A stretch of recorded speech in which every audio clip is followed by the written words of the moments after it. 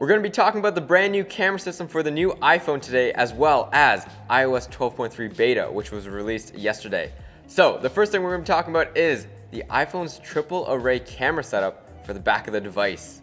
Serial leaker Steve H. McFly, or OnLeaks as he's more known on Twitter, he released an alleged leak that shows a formation on the orientation of this new camera setup on the back for the iPhone 11s. The iPhone 11 is presumably going to be released in September of this year if we're going based on history. So the photo he leaked depicts the chassis of the new iPhone, which features a triple lens camera setup in a block formation. So this is different from what a few leaks have arose recently. Now we know that Steve McFly posted an earlier image of how he thinks that the iPhone will look, and it's similar to this. But we've seen some images about that Cyclops look, which you are not a fan of, right? No, I do not like it.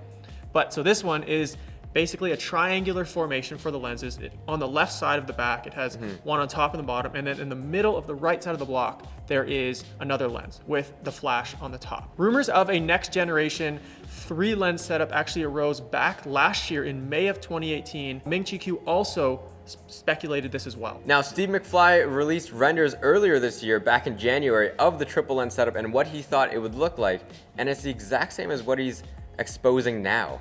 And the Wall Street Journal actually confirmed this, saying that at least one of the new iPhones will have the 3-lens setup. In addition to Wall Street Journal confirming this, Bloomberg also reported the same thing as well. So we're expecting the 3-lens.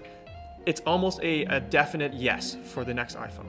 Now, we are expecting the iPhone XR successor to only have a dual lens setup. What are your thoughts about the middle phone, like the XS successor? I think that'll also have the triple lens. Because it's very similar to the Yes, to the XS and the XS Max are the exact same phone, except with a larger screen and larger battery. So they should have the exact same specs on the inside and camera setup.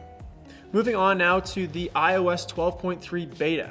So iOS 12.2 was actually just released, and they had a few updates. You have 4 new animojis. There's an owl, a boar, a giraffe, and a shark. Apple News is now offered in Canada. Yes. Finally, we finally got it.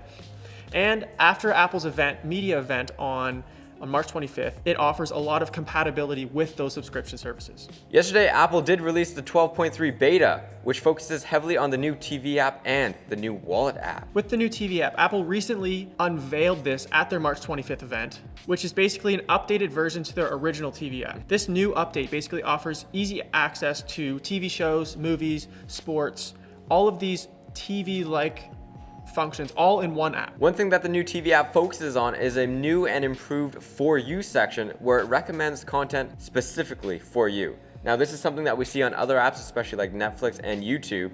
They have the homepage and the Netflix recommended for you. So it's the same thing. Yeah, so it's not a big update. Apple shouldn't really push that as a major thing, but it's different for Apple, and Apple always overemphasizes things. Another thing that the new TV app has is a channel section where you can subscribe to specific channels that you like HBO, Showtime, Nickelodeon, and more. This is within the app. Yes. And the future of the TV app will also house Apple TV Plus service, which is their streaming service for their original TV and movie content. Last up, we have the Wallet app, which was featured in the new iOS 12.3 beta, where it also unveils the new Apple Card and its other features that come along with it. So whenever you spend any money using the Apple Card, it'll use GPS tracking and, I guess, AI learning to know exactly what you're purchasing and where you're purchasing it, so you can track what you spend. So this function basically will show you, with integration of Apple Maps, where you purchase that thing. Yes, exactly. I think that's pretty cool, and you can click it and open it up to see kind of where within your city you purchase things. So if you got scammed, you'll know exactly where you got scammed from. Yeah, I think that's something that isn't seen right now in typical credit cards. Well, these were all the leaks that we had for the new iPhone as well as the 12.3 beta first look. If you guys want us to check out anything, let us know in the comments below. And subscribe if you're new.